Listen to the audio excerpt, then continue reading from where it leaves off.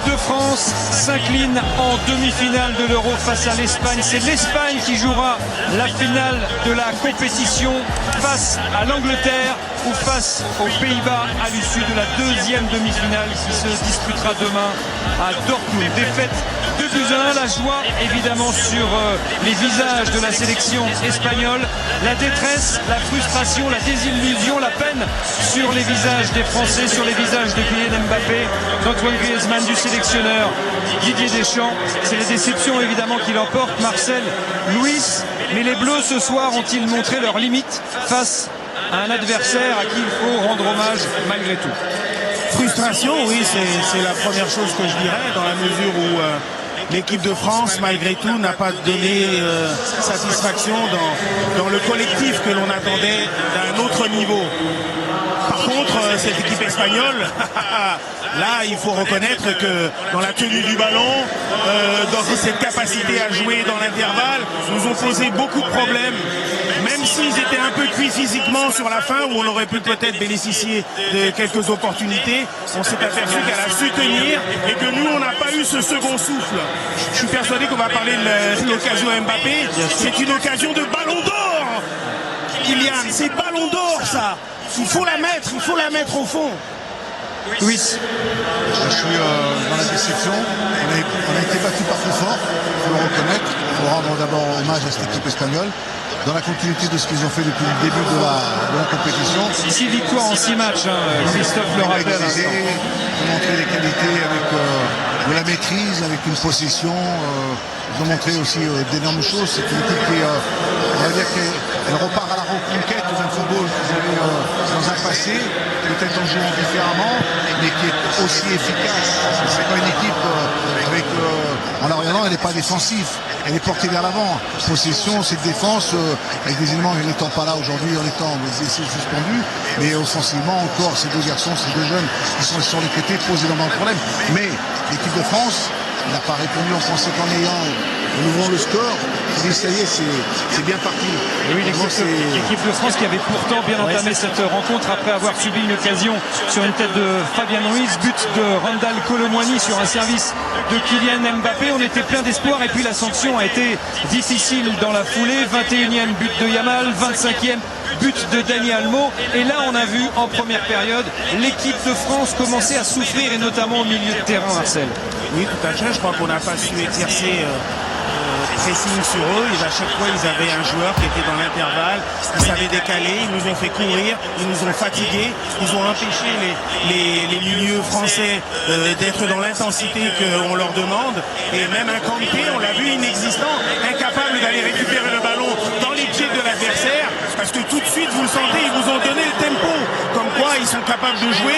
Pas la peine de presser. Ils ont une solution. Ils avaient d'ailleurs la main sur le jeu à la fois en première période et puis en seconde, même si effectivement physiquement ils ont peut-être montré des signes de fatigue, tactiquement ils ont conservé le ballon, ils ont su là encore gérer les temps forts et les temps faibles. La qualité, la possession, la qualité disons technique, je pense que le mariage de ces garçons au centre du terrain, entre le Rodri, le Olmo, le Fabien Ruiz, on fait rentrer Merino, je pense que techniquement avec des passes, avec de la qualité entre les lignes, en se cherchant, en se trouvant, ils ont fait courir cette équipe de France. Alors c'est vrai qu'après ils ont eu un petit passage à vide, mais je crois que cette équipe espagnole, dans la possession, elle a dominé son adversaire.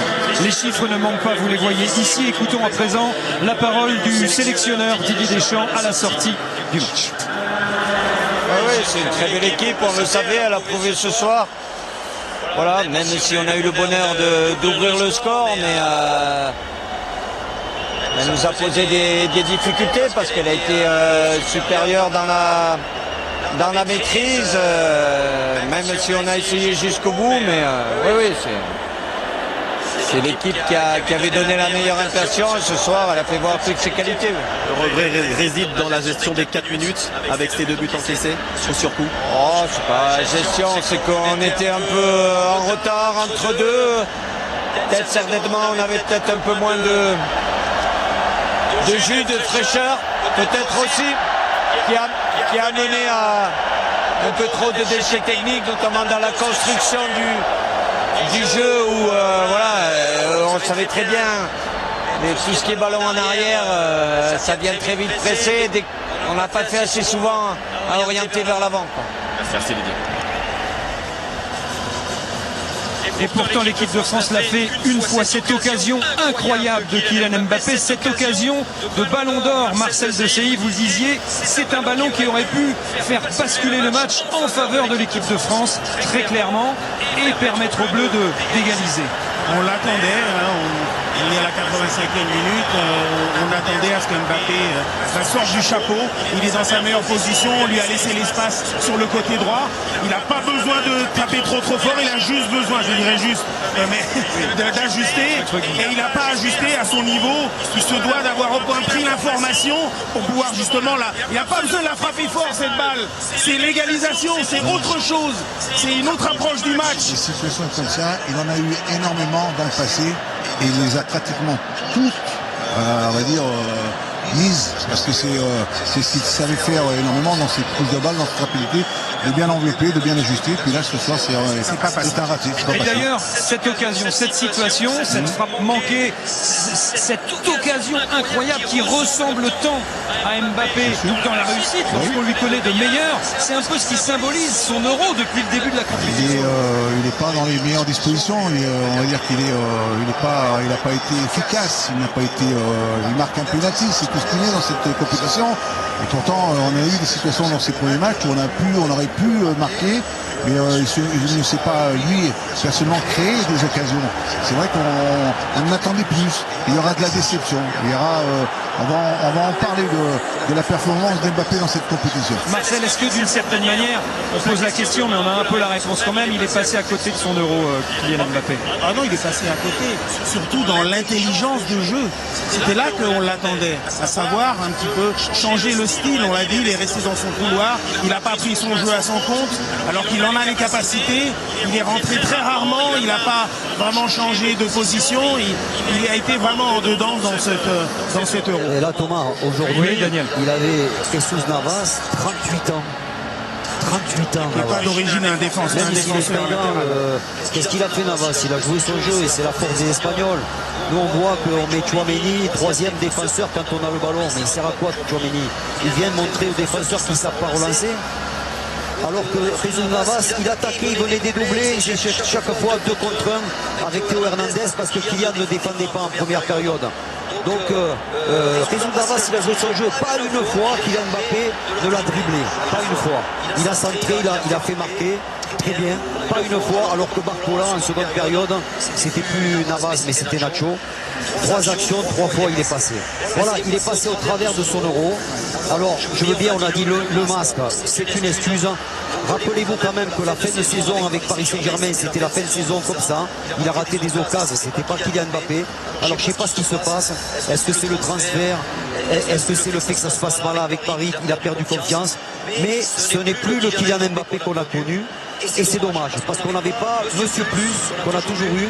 Ça, là, dans cet Euro, c'était pas du tout un plus que d'avoir Kylian Mbappé. c'est vrai que ce match et cette compétition dans son ensemble soulèvent beaucoup d'interrogations. Est-ce qu'on doit s'inquiéter pour Kylian Mbappé, tout simplement, Louis? On va le voir démarrer, recommencer une carrière du côté du Real de Madrid. On va l'observer, on va le voir, quelles sont ses ambitions, ses envies sur un terrain avec le Real de Madrid, parce que là, quand il arrive au Real de Madrid, il y a du beau monde, et ce soir, il n'a peut-être pas laissé une bonne image, il n'a peut-être pas réussi un bon Euro, un très bon Euro. On va lui souhaiter de réussir autrement, d'essayer de se récupérer le plus rapidement possible, que ce soit physiquement, mentalement, pour retrouver des forces et puis revenir en équipe de France, parce qu'il n'a que 27 ans quand même, exactement. Les premiers pas, évidemment, de Kylian Mbappé sous le maillot du Real que vous pourrez suivre sur beIN Sport, le feuilleton Benzema en Espagne au Real en exclusivité la saison prochaine. Est-ce que... Feuilleton Mbappé, pardonnez-moi. Feuilleton Mbappé. Qu'est-ce que j'ai dit?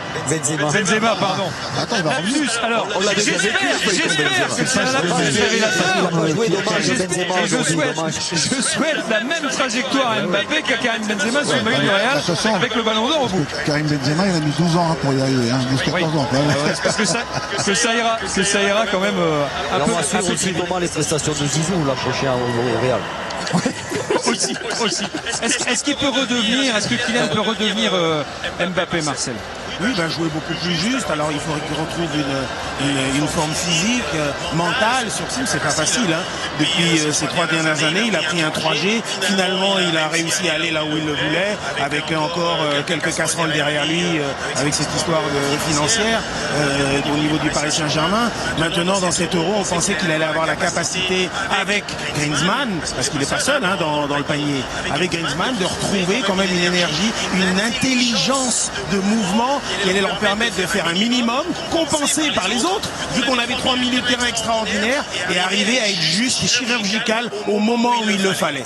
L'équipe de France avait besoin de ses leaders, ils n'ont pas été là. Il va falloir que Kylian, c'est qu'il trouve la bonne animation de jeu pour pouvoir s'exprimer. Parce que, souvenez-vous, en 2018, c'était côté droit. Après, on a passé côté gauche. On disait que c'était sa meilleure place, c'est là où il pouvait être le plus efficace. Après, on l'a remis là en cours de match, on l'a mis dans une position d'avant-centre. C'est pour ça qu'au Real de Madrid, que Carlo Ancelotti trouve assez rapidement confus pour qu'il puisse le mettre dans les bonnes dispositions. C'est vrai qu'on a eu De La Fuente, par exemple, il a joué en 4-2-3-1 tous les matchs. Ouais, 4-3-3. Donc les joueurs savent parfaitement se positionner. Alors où c'était Pedri ou Olmo, on l'a vu ce soir. Mais voilà, ça changeait pratiquement pas. Il n'y a que le match où ils étaient déjà qualifiés qu'il a fait du turnover pour reposer les titulaires. Voilà, les joueurs savaient exactement ce qu'ils avaient à faire sur le terrain. Nous, on a changé en permanence de système. Un coup avec Griezmann, un coup sans lui, un coup avec Marcus Thuram, un coup Dembélé. Enfin, vous voyez, je pense qu'on a Didier Deschamps à chercher parce qu'il avait l'animation offensive de donner sa satisfaction. Mais ce n'est pas que la position des joueurs. Moi, je me pose des questions. Pourquoi on n'attaque jamais à 3 des mouvements collectifs comme l'Espagne? Parce que si on regarde les joueurs espagnols, pour moi, intrinsèquement, ils ne sont pas meilleurs que nous. Mais dans le jeu, ils sont 10 fois meilleurs que nous. Parce qu'ils jouent au ballon, parce qu'ils jouent à 3, ils jouent à 2, ils font de 1-2, ils demandent le ballon. Ils ont un jeu varié. Nous, on ne le fait pas. On compte sur les individualités. Ce qu'il faut aussi, Daniel, il faut qu'il sache qu'un entraîneur comme Luis Fuente, il a commencé son schéma. Son schéma est resté du début jusqu'à la fin.